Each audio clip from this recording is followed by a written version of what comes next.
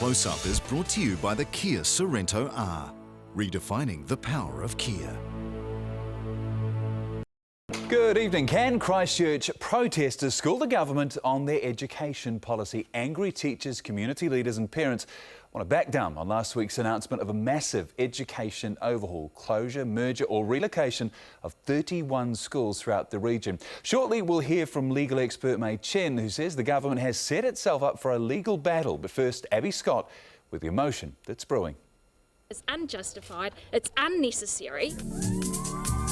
We will not be closed, Kike Parada. The teachers have helped me so much because I'm just being sick. I've been here 24 years, so... I've been through all the earthquakes. I think this is just going too far. We're so proud that we re-established the school on the 17th of March after the 22nd of Feb earthquake, and to be told that we're leaving is somewhat bemusing. Last week's announcement put 1 in 5 Christchurch schools in the firing line, 13 set to close, 18 to merge. Some tough decisions are having to be made, but the centre of those have been about how do we ensure the best possible education provision for all learners. While the government says it plans to have a full consultation period, some say the damage has already been done. The way in which this was introduced to the community last week was the most insensitive thing I think I've ever experienced. The fear is the earthquake is being used as an excuse for a broader and more radical restructure. Why pick on small schools? Many smaller schools like Green Park, with a roll of just 38, are affected. I think they have an agenda that they want to have supersized schools. With another protest planned for Saturday, the schools and communities are supersizing the fight. So what kind of help do the schools need for that fight? Joining me now in Christchurch, Shirley Intermediate Principal Jeff Siave and in our Wellington office, lawyer Mei Chen. Good evening to both of you. First of all, Jeff, yours is one of the 13 schools in the firing line. What has the government said about why it's wanting to close? Well, it's a little confusing, Greg. We've been given an indication that land, buildings and people are of concern at our school, but we really can't see that. We can't agree with that with the figures.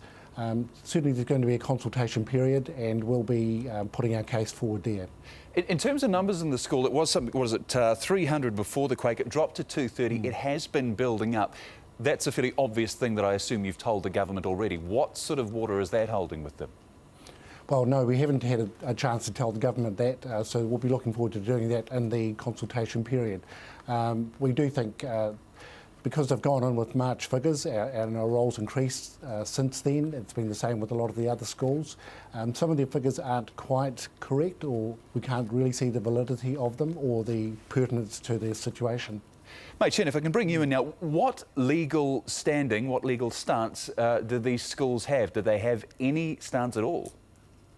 Well, there are about 27% of the schools in Christchurch that are affected. And if there's mergers or closures, or if they're trying to turn a single sex into a co-ed, they are required by statute to consult. And consultation means that these schools, the parents, the staff, the families have 4 rights. They have a right to adequate notice that they are going to be consulted. They have a right to all of the information that they need, Greg, to be able to respond.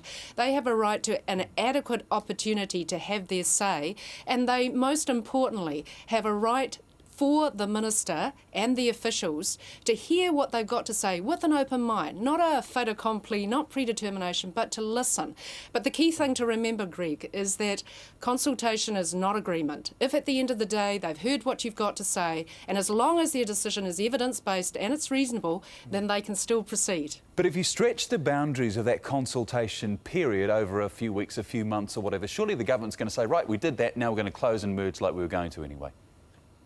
Well, the difficulty is that they are entitled to do that, but they do have to listen. And it's been interesting because schools are being consulted, but the officials need to make sure that they're not showing signs of predetermination, i.e. starting to make moves towards closing or merging or anything else until the consultation period's finished. And it's really interesting if you look at the timeline. The timeline is really long. It looks as if there's going to be consultation well into 2013, with final decisions being taken in Q3 Q3 or Q4 of next year. So what I'm saying to all of those people who are affected is don't get angry, get involved, because the most important thing is you are where the shoe pinches. And if you're going to make sure that these decision makers really take account of the true facts, then you're the best people to deliver the message.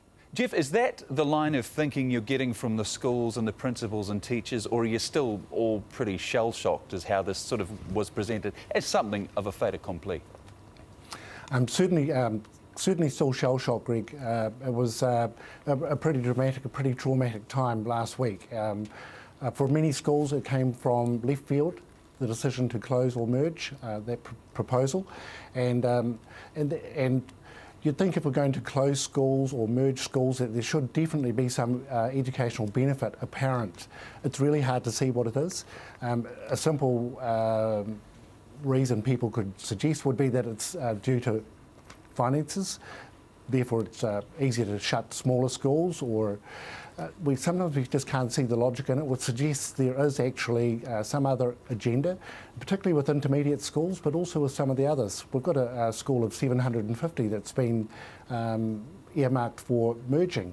We've got schools which appear to be quite healthy, particularly the intermediates, again, because they don't fit into the category of being too small or not obviously damaged or not obviously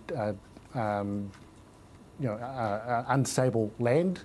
And they've been identified for closure for intermediates. Jeff, can I just ask you, is there a feeling on the ground that the earthquakes were an excuse? This is about saving money and about sort of getting together kind of super schools. We know the world economic situation is dire.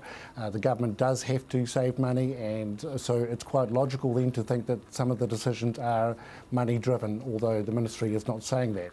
They're talking about better educational outcomes. With the changes that have been suggested, we are struggling to see what the educational outcomes are and what the benefits are.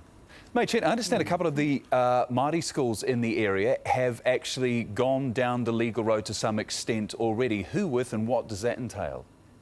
Well, there were two kura kaupapa and they were required to, well, the proposal was to merge them, so they're not happy. They say they've got their own kaupapa and they say that this is a breach of the treaty. It's a contemporary claim and they've already filed with the Waitangi Tribunal. But can I say to Jeff, look, if you've been told that the purpose of these mergers or closures or whatever it is they're about to do, including relocations, but relocations won't be the subject of a formal obligation to consult, and really what you're finding is that you put forward a really good case, Jeff, and then you get a completely opposite result, which really is quite unreasonable and is not consistent with what you've been told the purpose of the merger is, then of course you can then move and consider your other tools. And you do have other tools then, including going to court or complaining to the Ombudsman. So, just quickly, just finally hearing that, is that likely to be something you and the other school principals are going to look at now that the smoke is sort of starting to clear, going down that legal road?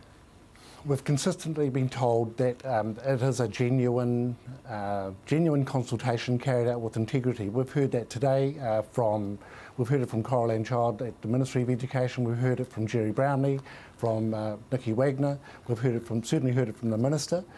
So we hope, we really do rely on it being a genuine, open-minded consultation. And if it appears that it's not that, then there will be a lot of angry people, communities all over Canterbury, and I would hope there'll be angry people all over New Zealand. All right, Jeff Siave in Christchurch and in Wellington, lawyer May Chen, thank you to you both.